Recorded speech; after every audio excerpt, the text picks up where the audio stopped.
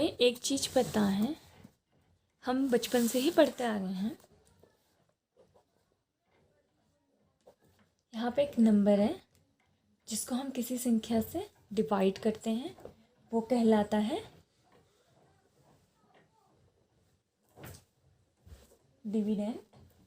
जिस संख्या से डिवाइड करते हैं, जिस नंबर से, वो होता है हमारा डिवीज़र। जितनी बार डिवाइड करते हैं वो होता है क्वोशिएंट, और जो बचता है उसे कहते हैं रिमाइंडर। अब हमारे पास इस पूरे प्रोसेस से एक इक्वेशन आती है, dividend is equal to divisor into quotient plus remainder. इस पूरे का एडिशन डिविडेंड के बराबर होता है। उसी तरीके से हमारी है Euclid division lemma. Given positive integer a and b, there exist unique q and r satisfying a equal to bq plus r. r की पोजीशन है smaller than b and greater and equal than 0। हम कह सकते हैं कि हमारे पास दो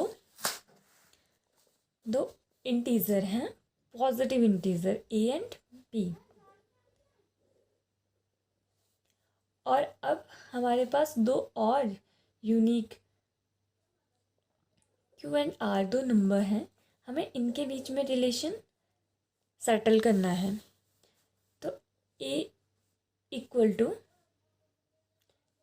late consider A is greater than B, then A equal to B Q plus R, जहाँ आर की पोजीशन है smaller than B and greater to equal than 0। ये सेम इसकी ही तरह है। हम आने वाले एग्जाम्पल में इसको और अच्छी तरीके से एक्सप्लेन करेंगे। नीचे अब है हमारे पास सेकंड है यूक्लिड्स एल्गोरिथम। यूक्लिड्स एल्गोरिथम का यूज़ हम एचसीएफ फाइंड करने के लिए करते हैं दो पॉजिटिव इंटीजर का। लेट्स कंसीडर हमारे पास दो पॉजिटिव इंटीजर हैं c एंड b, जहाँ c is greater than b, c is greater than is d। तो हम इन दोनों पॉजिटिव इंटीजर का एचसीएफ फाइंड करते हैं।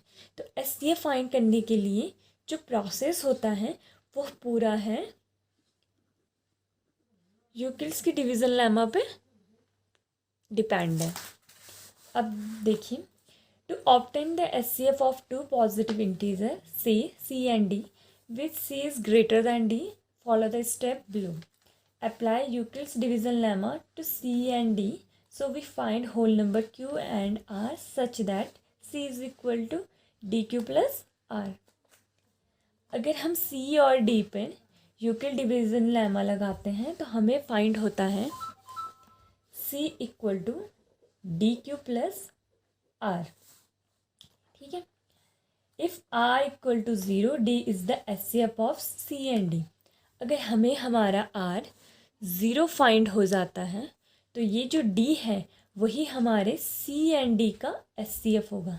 इन केस हमारा जो r है वो 0 फाइंड नहीं होता है तो यही प्रोसेस हम दोबारा करते हैं, पर किसके लिए करते हैं?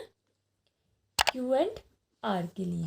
q equal to D and r के लिए and d equal to R Q plus remainder. अगर हमारा रिमाइंडर 0 मिलता है तो r हमारा एचसीएफ है। अगर हमारा रिमाइंडर 0 नहीं होता है तो यही प्रोसेस हम दोबारा करेंगे r और रिमाइंडर के लिए, और ये प्रोसेस तब तक करते रहेंगे जब तक हमारा r 0 नहीं हो जाता है। जब हमारा r 0 हो जाएगा तो हमारा ये नंबर एचसीएफ काउंट होगा। अब यूक्लिड डिवीज़न एल्गोरिथम को समझने के लिए हम एक्सरसाइज 1.1 का फर्स्ट क्वेश्चन करेंगे, जो कि है use Euclid's division algorithm to find the HCF 30 number. ठीक है, क्वेश्चन नंबर फर्स्ट के 3 पार्ट हैं, जिसमें हम फर्स्ट करेंगे 135 एंड 225।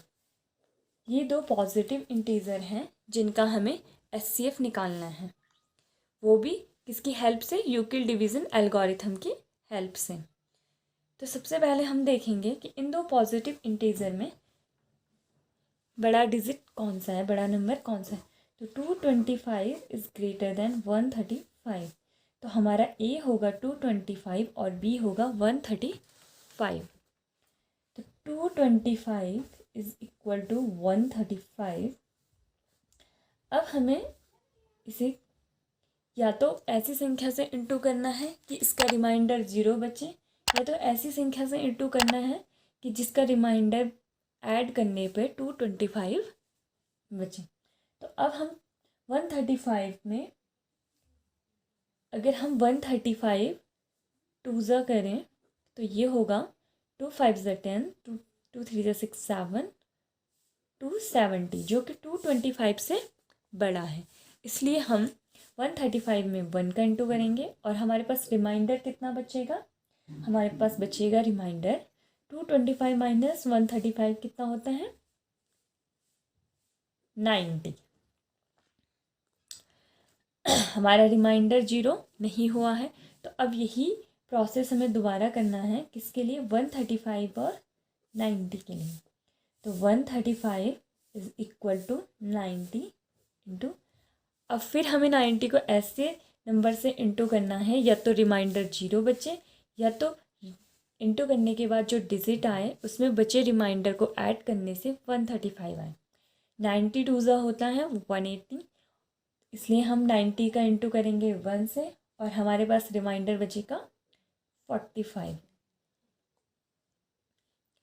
इस स्टेप में भी हमारा रिमाइंडर 0 नहीं आया, तो फिर हम यही प्रोसेस कंटिन्यू रखेंगे 90 और 45 के लिए। तो 90 is equal to 45 into 2। 45 into 2 कितना होता है? 90 प्लस 0, तो हमारा रिमाइंडर कितना बचा? 0। तो हमारा एचसीएफ होगा 45। हमारे 135 एंड 225 का जो एचसीएफ है वो है 45। अब क्वेश्चन नंबर सेकंड है, हमें दो पॉजिटिव इंटीजर दिए गए हैं 196 एंड 38220। इन दोनों में से बड़ा नंबर है 38220, 38,220। तो 38,220 होगा हमारा ए और 196 होगा हमारा बी। और अब हम इस पर अप्लाई करेंगे Euclid division algorithm, A equal to B Q plus R, और बी की पोजीशन होगी स्मॉलर देन, सॉरी, आर की पोजीशन होगी smaller than B and greater to equal than 0। अब हम करेंगे 3822 is equal to 196 into 195 plus 0। आप इसे इंटू करके भी देख सकते हैं, ये इसी के ही बराबर आएगा। अब इसे क्रॉस चेक कर सकते हैं। अब हमारा रिमाइंडर बचता है 0, तो हमारा जो एचसीएफ है वो है 196। अब है question number third. Question number third है 867 एंड 255। अब ये हमारे पास दो पॉजिटिव इंटीजर हैं, जिसमें 867 इज़ ग्रेटर दैन 255। तो ये है हमारा ए और ये है हमारा बी। 867 is equal to 255। अब 255 में हम कितने का इंटू करें कि या तो हमारा रिमाइंडर 0 आ जाए या तो जो रिमाइंडर बचता है उसमें ऐड करने पर 867 आ जाए। 255 3 ज़ा 3 5 ज़ा 15 1 3 5 ज़ा 15 है 16 1 765। तो और जो 255 4 जा 867 से बड़ा हो जाएगा, तो हम 4 जा नहीं कर सकते, इसलिए 3 जा और 867 माइनस 765, तो हमारे पास रिमाइंडर बचेगा 102। अभी हमारा रिमाइंडर 0 नहीं है, इसलिए हम इसी प्रोसेस को कंटिन्यू करेंगे 255 और 102 के लिए। 255 इज़ इक्वल टू 102। अब हम 102 में इंटू करेंगे 2 का, ये आएगा 204 और हमारे पास रिमाइंडर बचेगा 51। अब फिर हमारा रिमाइंडर 0 नहीं आया, इसलिए हम दोबारा इस प्रोसेस को करेंगे 102 एंड 51 के लिए। 102 is equal to 51 into 2 plus 0। अब हमारा रिमाइंडर 0 आ चुका है, तो हमारे SCF है 51। 867 एंड 255 का जो SCF है वो है 51।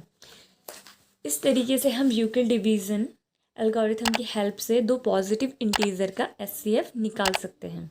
इसका मेन मोटिव SCF निकालने के लिए ही होता है। और अगर आपको कोई भी डाउट है तो आप कमेंट सेक्शन में जाके कमेंट कर सकते हैं। Thank you.